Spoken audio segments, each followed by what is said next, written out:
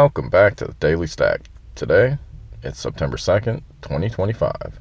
This is not financial advice. If someone told you to throw your life savings into WLFI because Trump's holding it and now your net worth is doing the Harlem Shake, well, guess what? That's on you. This isn't financial advice. This is the crypto equivalent of a late-night infomercial hosted by a raccoon in a leather jacket. We're just here to entertain, degen, and decode the chaos. Corrections, Trump tokens, meme coins, and the rise of regulation. Let's stack it.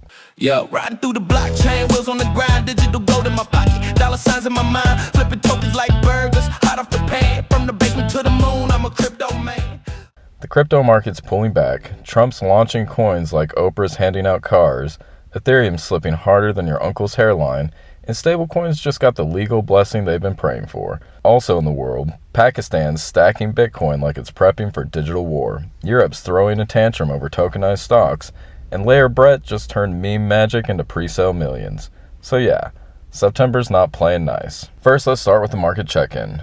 Bitcoin's doing the classic post-hype cooldown, chilling around $107,000 like it's nursing a hangover after a wild August. Just 2 weeks ago, it was riding high at $124,000, all gas, no brakes. Now, it's parked on the sidewalk, checking its mirrors, wondering what it just hit. Ethereum, bless its programmable heart, is not doing much better, down 7% and sitting around $4,380.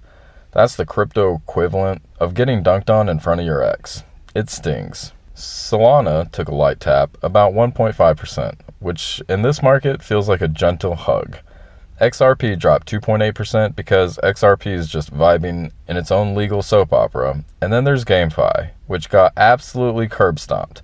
The entire sector is down nearly 6%. And the Form token, down 21%, after a whale decided to rage quit like they lost a game of Fortnite. Still, even after all the carnage, the total market cap is sitting pretty at $3.8 trillion. This isn't apocalypse. It's just market pausing to catch its breath and maybe vomit a little bit. Analysts are torn. Some are eyeing $75,000 as the next Bitcoin support level, while others are furiously drawing Fibonacci retracements like they're trying to summon ancient crypto spirits. Either way, this is just recalibration. And in institutional regulatory spotlight, let's talk about rules, rails, and revolutions. The US finally did something useful and passed the Genius Act, a stablecoin law that doesn't suck. Stablecoins now need to be fully backed, regularly audited, and transparent as a DeFi wallet after a hack. That means no more algorithmic disasters or mystery collateral. It's Circle season, and Tether better triple check those vaults. This law didn't just appear out of nowhere. It was signed in July, tucked between some other legislative chaos, and it might be the most bullish crypto move since the ETF got the green light. If you're building a business on USDC, this is your permission slip to go turbo. Also, an executive order 14178, yes, it has a name like a Star Wars droid, officially banned the creation of a US CBDC and ordered a 180-day plan for a national crypto regulation. That report dropping this month. Get ready for fireworks, charts, and some painfully bad metaphors from Washington. Across the pond, the European Securities and Markets Authority, ESMA, just rage posted a warning about tokenized stocks. Apparently, investors might think they actually own real shares. Joke's on them. They've never used Robinhood. Still, the EU's MiCA framework is now fully operational. So even if they're mad, at least they're consistent. And then there's Pakistan, which quietly pulled out the Uno reverse card on everyone. They launched the Pakistan Crypto Council. They brought in CZ as an advisor because who else? Set up a strategic Bitcoin reserve and allocated 2,000 megawatts of energy for mining and AI. That's full-on crypto awakening. At this rate, they're going to be stacking harder than Michael Saylor in a bull market with a blank check. And in on-chain signals, it's time to talk about the orange-tinted circus that is the Trump crypto empire. First up, WLFI, the token backed by the Trump fam, is now trading on Binance, and early investors can finally sell up to 20% of their holdings. But the real kicker, the Trump family's theoretical valuation from this thing is estimated over $6 billion. That's right, $6 billion in orange coin paper wealth. It's like monopoly money, but somehow more polarizing. And then there's American Bitcoin, the mining venture spearheaded by Eric Trump and powered by Hut 8. It's going public under the ticker ABTC, and it's not just about mining anymore. These guys are pivoting into AI infrastructure like it's the new Florida real estate. One side of the building's cranking out Bitcoin, and the other's training large language models to write MAGA memes. Oh, and let's not forget about the $6.4 billion Crow mega deal. Trump Media teamed up with Crypto.com and Yorkville to purchase billions in Crow tokens, integrate them into True Social, and then turn the entire platform into a Web3 content engine. Crow shot up 30% like it just got a presidential pardon. Love 'em or hate 'em, the Trump dynasty is now deeply woven into the crypto matrix, and they're not just making headlines, they're making markets. Now let's slide over to meme coin mayhem. Meme coin of the week? Say hello to Layer Brett. This isn't just a meme coin, it's a full-blown Ethereum Layer 2 wrapped in meme energy and fueled by degens and dreams. The pre-sale pulled in 1.8 million, and the roadmap reads like a DeFi fever dream. Low gas, high speed, staking, and enough hype to make Bonk look like a boomer coin. Will it 100x? Maybe. Will it rug? Also maybe. But the vibes? Immaculate. On the flip side of the meme coin spectrum, there's Remitix, the no-joke real-world use case project of the week. These folks are building a global remittance network that you can send crypto straight into bank accounts in over 30 countries.